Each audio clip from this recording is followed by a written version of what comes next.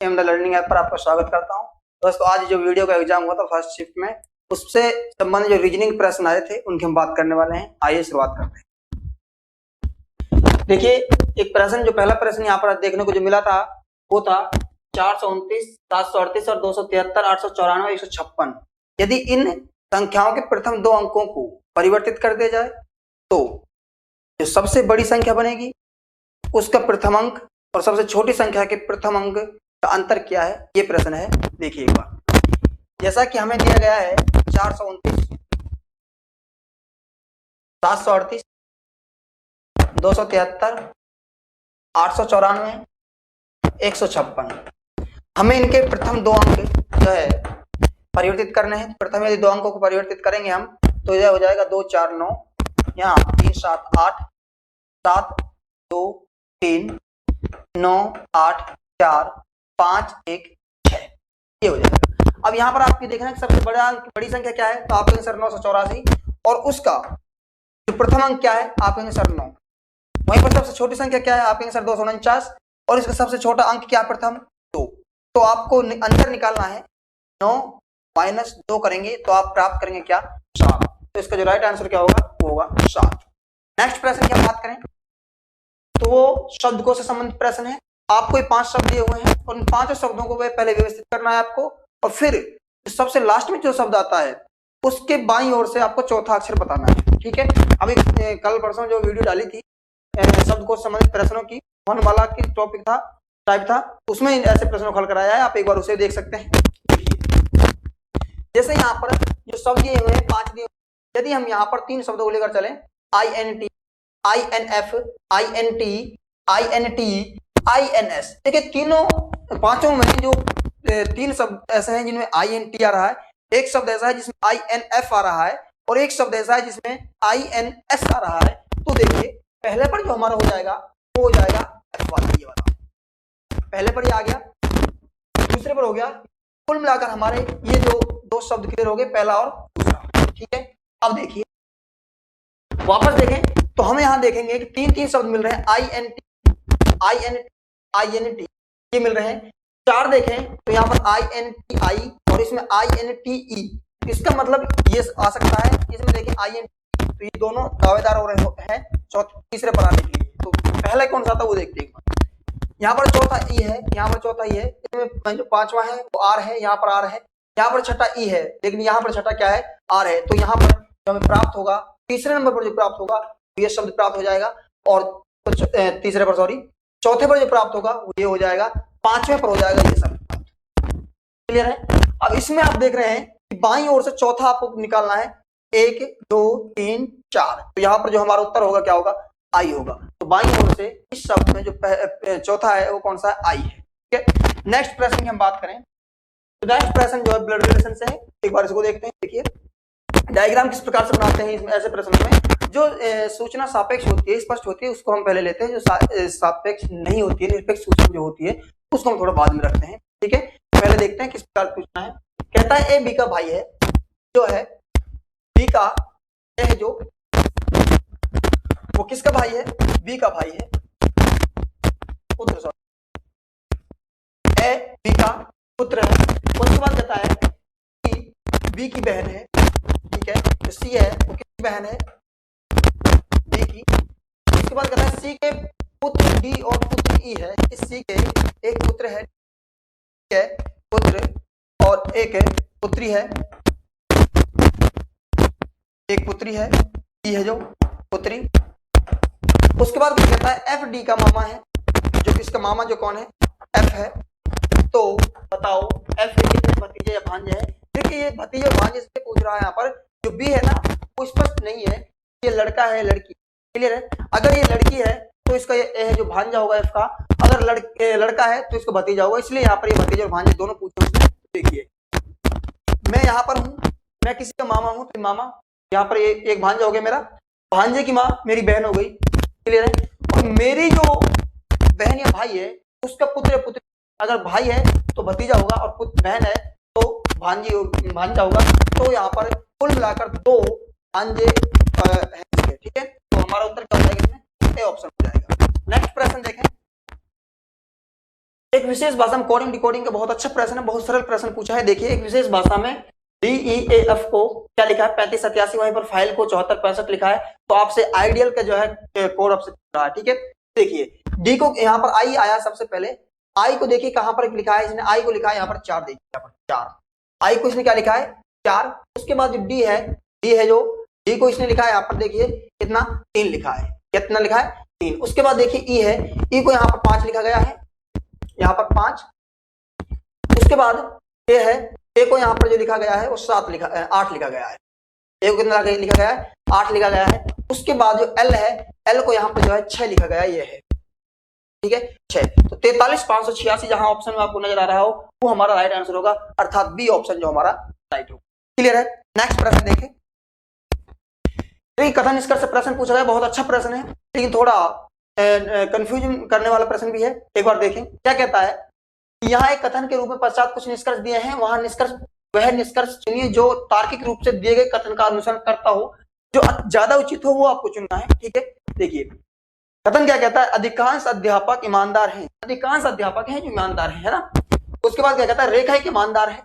Clear है, अधिकांश अध्यापक ईमानदार हैं और एक रेखा है वो ईमानदार है, ठीक है। अब क्या कहता है, देखिए निष्कर्ष क्या कहता है, रेखा एक अध्यापिका है। क्या ऐसा कथन में स्पष्ट है क्या कि रेखा अध्यापिका है? स्पष्ट नहीं है, स्पष्ट उसमें यह कि वो ईमानदार है, ठीक है, जिंदगी में नहीं हो सकता। वहीं दूसरा क्या कहता है, जो ईमानदार नहीं है वो अध्यापक नहीं है, जो ईमानदार नहीं है वो अध्यापक नहीं है, ऐसा नहीं हो सकता। क्लियर है। उसके बाद देखिए कुछ अध्यापक ईमानदार नहीं। हाँ ये बात थोड़ी सही है कि अधिकांश अध्यापक है जो ईमानदार हैं, कुछ अध्यापक ईमानदार नहीं है। प्रश्न के अनुसार जो हमारा अधिक जो उत्तर सही होगा वो सी ऑप्शन सही होगा। अगर चौथे को देखें, आप ईमानदार रहकर ही लाभ उठा सकते हैं, ऐसा कोई उल्लेख नहीं है कथन। तो ये ठीक है, कुल मिलाकर सी ऑप्शन हमारा सही है।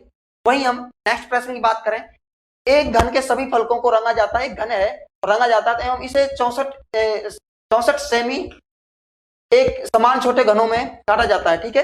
यानी कि ऐसे घनों में काटा जाता है कि इसके 64 घन बन जाए। अब आपको पता है घन के लिए आप भुजा क्यूब करते हैं, तो 64 का जो भुजा क्यूब आएगा तो भुजा के मान कितना आ जाएगा 4 आ जाएगा, अर्थात 4 का घन कितना होता है 64 होता है, ठीक है। फिर क्या कहता है, तो बताइए एक फलक एवं 2 फलक पर रंग वाले छोटे घनों की संख्या का अंतर। तो एक फलक रंगी हुई और 2 फलक रंगी हुई, उनकी संख्या में आपको अंतर बताना है, कितना अंतर है।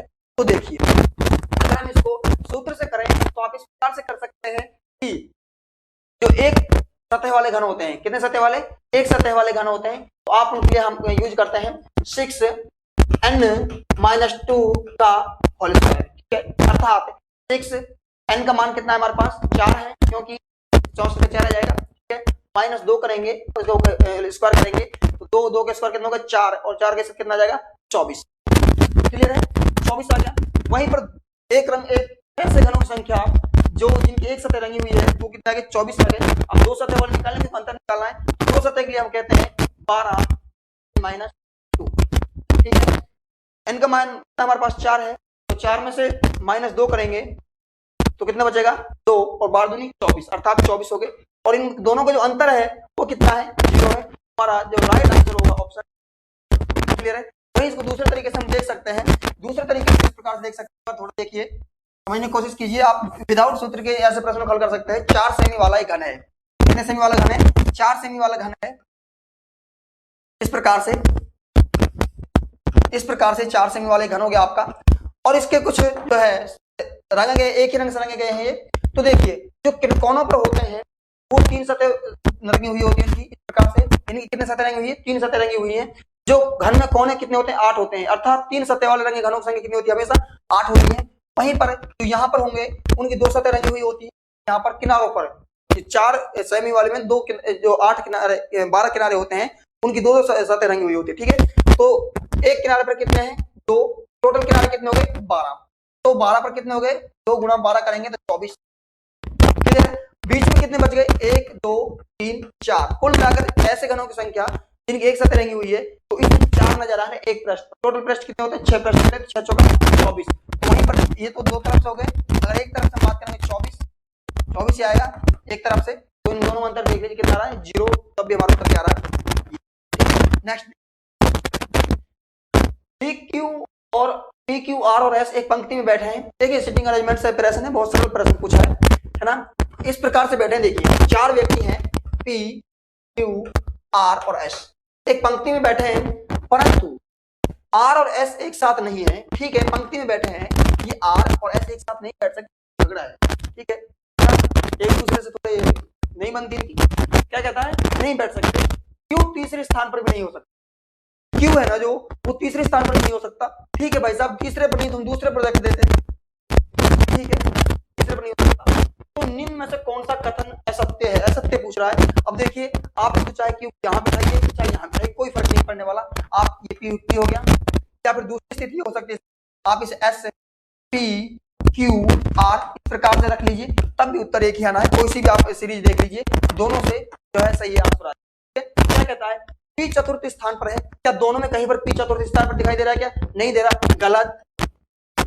P द्वितीय स्थान पर है, कितने स्थान पर है, P द्वितीय स्थान पर, हाँ बिल्कुल, बाएं से P है जो द्वितीय स्थान पर है, और इधर यहाँ पर भी देखें तो तब भी ये P जो द्वितीय स्थान पर है, दूसरा ऑप्शन सही है। आगे देखें, P तृतीय स्थान पर है, गलत।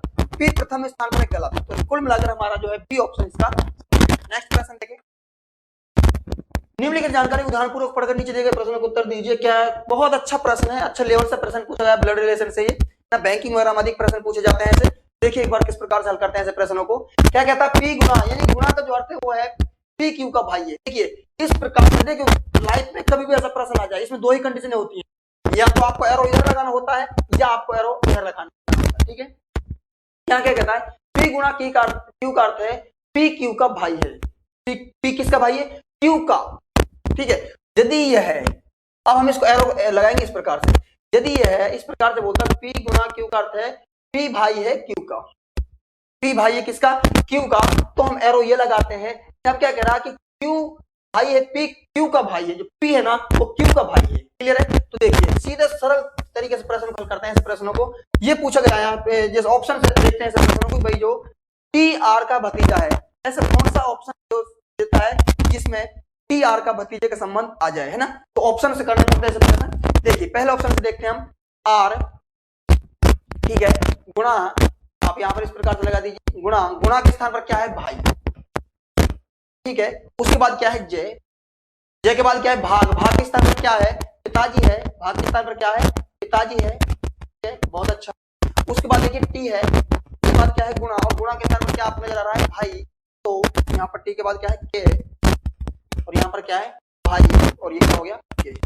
हमको बताना यह है कि जो है टी आर का भतीजा है, जो आर का क्या है, भतीजा है ना।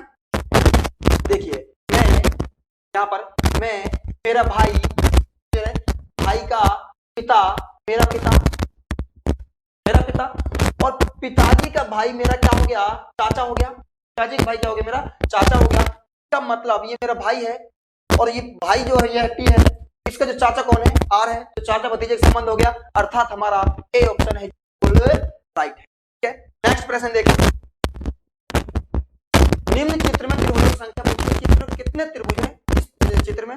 देखिए बहुत अच्छा प्रश्न है, यहाँ देखिए पहले नॉर्मली अगर प्रश्न में हम त्रिभुजों का काउंटिंग करें तो इस प्रकार से होगी, 1 2 3 4 5 6 7 8 9 10, कुल मिलाकर हमें स्पष्ट जो नजर आ रहे हैं वो 10 त्रिभुज नजर आ रहे हैं। उसके बाद देखिए और कहां कहां पर रहे हैं इसमें त्रिभुज, देखिए 4 त्रिभुज आपको इस प्रकार से नजर आएंगे, 1 2, ठीक है, उसके बाद देखिए 3, और एक यहाँ पर ये हो जाएगा अपना पूरा पूरा कौन सा, 5 4। ठीक है, तो कितने हो गए, 14 हो गए। उसके बाद और देखिए कहां से आपको जो है इसमें त्रिभुज और छुपे हुए हैं, तो आप इस प्रकार से देखेंगे। देखिए एक काउंट किया था क्या, नहीं किया, ये काउंट किया था क्या, नहीं किया, कितने हो गए, 2, ये काउंट किया था क्या, नहीं किया, 3, ये काउंट किया था क्या, नहीं किया, ये यहां से आता है, तो ये कितने हो गए, 4 प्लस 4 और करेंगे तो कितने हो गए, 18। अतः हमारा जो आंसर सही होगा वो क्या होगा, डी ऑप्शन। नेक्स्ट प्रश्न देखिए, लुप्त संख्या को भरें। देखिए बहुत ही प्रश्न है, लेकिन थोड़ा तरीका अच्छा नहीं था, एग्जामिनर का इस प्रकार से प्रश्न नहीं पूछ रहा था, लॉजिक अच्छा नहीं लग रहा है इस प्रश्न में, तो फिर भी कोशिश करें एक बार क्या हो सकता है। देखिए यहाँ पर यदि इनका योग करें इस प्रकार से, तो एक बार योग करें, 6 और 5 कितने होते हैं, 11, 11 और 4 कितने होते हैं, 15, इधर देखिए 7 4 11, 11 और 7 कितने हो गए 18, 18 और 2 20, 21, यहाँ पर कितने हो गए 21, 10 2 12 12 20 20 और 21, 21 और 2 23 और 1 24 हो गए, 5 10 10 5 15 हो गए यहाँ। तो यहाँ देखिए अब ये जो सिस्टम जो इन्होंने बैठाया है, कहता है कि 15 21 24 15 है ना। यहाँ कहता है कि आप इसे तीनों संख्याएं जो 3 से डिवाइड हो रही है, भाग जा रहा है 3 का, है ना। तो आपको जो है इसमें भी ऐसी संख्या लेनी है कि जब जिसमें 3 का भाग चला जाए। तो आप इनको यहाँ देखेंगे 3 और 3 कितने हो गए 6, 3 प्लस 3 कितने हो गए 6 हो गए, है ना। आपको यदि यहाँ पर इसमें 1 प्लस कर दें तो 7, 7 में 3 का भाग नहीं जाएगा, 4 प्लस कर दें तो 10, 10 में 4 3 का भाग नहीं जाएगा, 5 प्लस कर दें 11, 11 में 3 का भाग नहीं जाएगा, यदि 6 में 3 प्लस कर दें तो निश्चित रूप से 3 का भाग चला जाएगा। जो हमारा आंसर क्या है, ये ऑप्शन होगा। ठीक है, ये लगभग 10 प्रश्न आपसे जो है वीडियो के फर्स्ट शिफ्ट में पूछे गए हैं आज की डेट में, है ना, जो आपको हल कराए हैं। नेक्स्ट वीडियो में हम बात करेंगे जो 27 दिसंबर की जो सेकंड शिफ्ट है रीजनिंग के प्रश्नों की, उसकी बात करेंगे। जब तक के लिए धन्यवाद।